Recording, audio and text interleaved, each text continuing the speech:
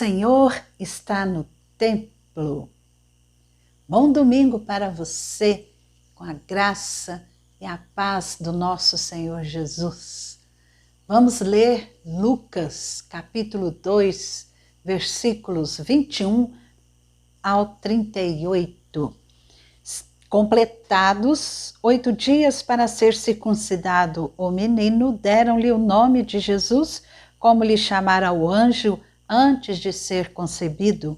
Passados os dias da purificação deles, segundo a lei de Moisés, levaram-no a Jerusalém para o apresentarem ao Senhor, conforme o que está escrito na lei do Senhor: todo primogênito ao Senhor será consagrado, e para oferecer um sacrifício, segundo o que está escrito na referida lei, um par de rolas ou 2 pombinhos. Havia em Jerusalém um homem chamado Simeão, homem este justo e piedoso, e que esperava a consolação de Israel, e o Espírito Santo estava sobre ele. Revelara-lhe o Espírito Santo que não passaria pela morte antes de ver o Cristo do Senhor. Movido pelo Espírito, foi ao templo, e quando os pais trouxeram o menino Jesus para fazerem com ele o que a lei ordenava, Simeão o tomou nos braços e louvou a Deus, dizendo: agora, Senhor, podes despedir em paz o teu servo, segundo a tua palavra, porque os meus olhos já viram a tua salvação, a qual preparaste diante de todos os povos. Luz para a revelação aos gentios e para a glória do teu povo de Israel. E estavam o pai e a mãe do menino admirados do que dele se dizia. Simeão os abençoou e disse a Maria, mãe do menino: eis que este menino está destinado tanto para a ruína como para levantamento de muitos em Israel e para ser alvo de contradição. Também uma espada traspassará a tua própria alma, para que se manifestem os pensamentos de muitos corações. Havia uma profetisa chamada Ana, filha de Fanuel, da tribo de Aser, avançada em dias, que vivera com seu marido 7 anos desde que se casara, e que era viúva de 84 anos. Esta não deixava o templo, mas adorava noite e dia em jejuns e orações, e chegando naquela hora, dava graças a Deus e falava a respeito do menino a todos os que esperavam a redenção de Jerusalém. Esse estudo nos leva a entender, a ver como a vida e o ministério de Jesus foram anunciados pelos aqueles irmãos, aqueles servos, Simeão e Ana, e também como Deus providenciou todas as coisas, todos os detalhes para que a lei se cumprisse em Jesus. Todos os detalhes da lei se cumprissem em Jesus. Tudo foi preparado por Deus. E Lucas, ele faz questão de narrar alguns detalhes do nascimento e da infância de Jesus. E Lucas, nós sabemos que ele foi um pesquisador. Ele fez uma acurada pesquisa sobre todos aqueles eventos e registrou aqui no livro, no Evangelho de Lucas. E nesse texto, ele se preocupa em mostrar isso, os primeiros passos de Jesus no cumprimento da lei. Ou seja, a circuncisão e o sacrifício estipulado nela. A pessoa apresentava a criança, menino, para ser circuncidado e tinha que levar um animal para o sacrifício. E ele destaca o nome dado para a criança, que era o nome que o anjo havia anunciado, falado com Maria antes dele ser concebido. Nome Jesus. E Lucas, ele relata também, e de maneira assim especial, principal, o encontro de Simeão e de Ana, dois servos do Senhor Deus. E o que eles falaram a respeito da missão daquele menino, de Jesus, como o redentor de seu povo. Lucas demonstra que na infância, já na infância, Jesus foi reconhecido por dois servos consagrados a Deus. Mas vamos voltar um pouco lá em Malaquias, capítulo 3, versículo 1. Deus falando por meio do profeta Malaquias: Eis que eu envio o meu mensageiro que preparará o caminho diante de mim. De repente virá ao seu templo o Senhor a quem vós buscais, o anjo da aliança a quem vós desejais. Eis que ele vem, diz o Senhor dos exércitos. Coisa mais linda, a palavra de Deus, maravilhosa. Malaquias profetizou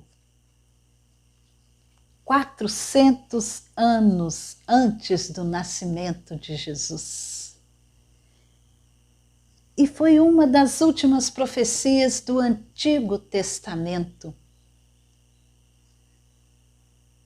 Desde Malaquias cessou a profecia, parou. Deus não se revelou por quase 400 anos. E foi um tempo de silêncio de Deus, silêncio divino. E também foi um tempo de abandono em Israel. Exceto assim por alguns movimentos libertadores ocorridos, que nós sabemos aí, alguns movimentos ocorridos na história, como do Macabeus.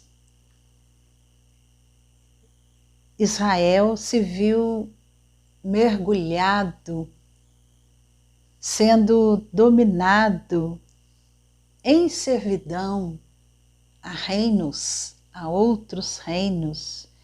E esses reinos se sucediam.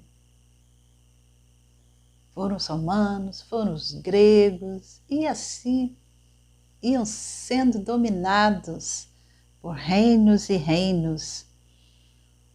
E durante esse tempo não houve nenhuma profecia. Mas, de repente, a profecia de Malaquias se cumpre. E o Senhor, ainda menino, foi levado ao templo de Jerusalém. O Senhor, o anjo da aliança, veio ao templo. Esse anjo da aliança que era esperado por muitos, veio ao templo. Cumpriu-se a profecia. Vamos ver a bênção e a maldição da aliança hoje. É um primeiro ponto. A bênção e a maldição da aliança. Você já pensou nisso? Já refletiu sobre isso? Para ser o nosso Salvador, Jesus Cristo teve que cumprir toda a lei. E ele não somente tomou sobre si o encargo de morrer como nosso substituto, mas também de viver em nosso lugar. Sua morte foi em nosso lugar, mas a sua vida também. Ele obedeceu toda a lei para que pudesse derramar sobre nós a sua justiça e todos os detalhes da lei de Deus. Todos detalhes da lei de Deus encontraram perfeito cumprimento na pessoa de Jesus Cristo. A começar pela circuncisão e apresentação no templo, que narra Lucas.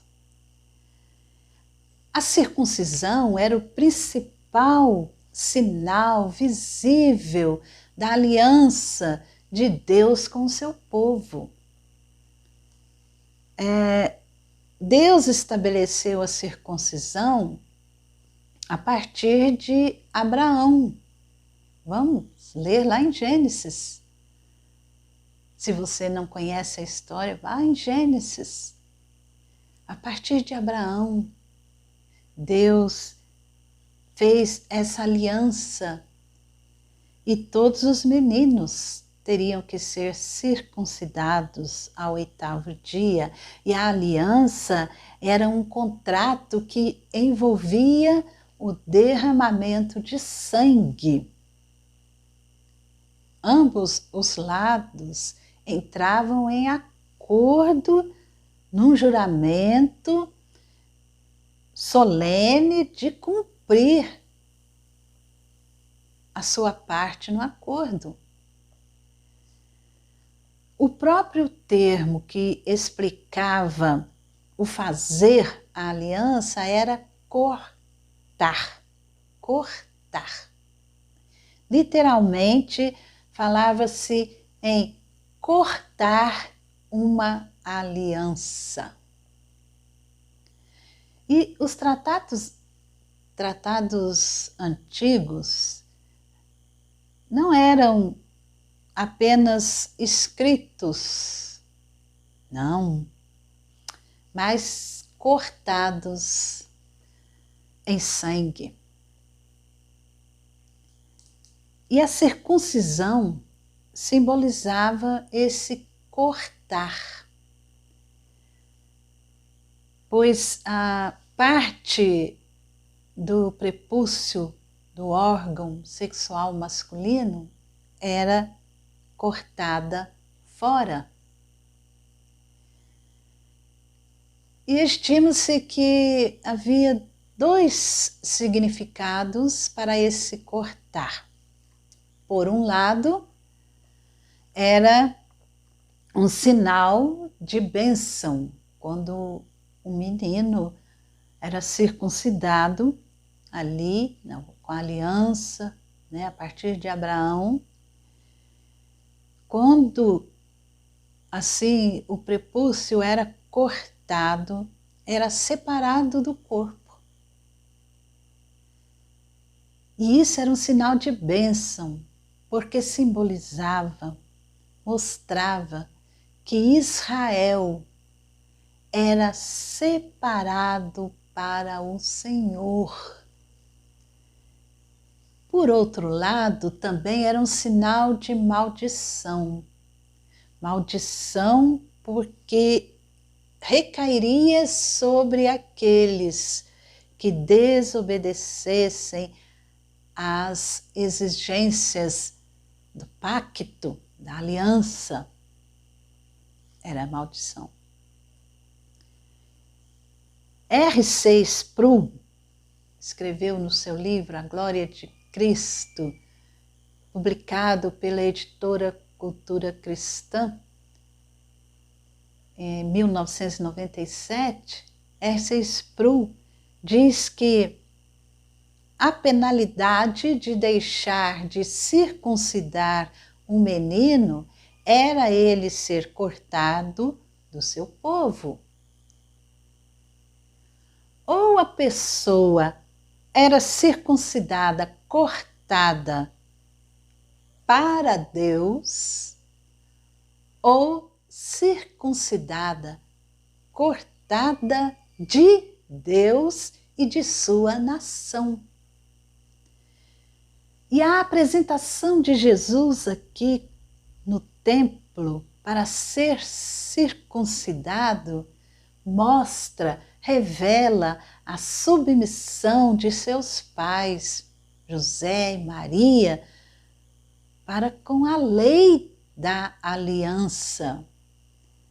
E ele, Jesus Cristo, receberá tanto a bênção quanto a maldição da aliança.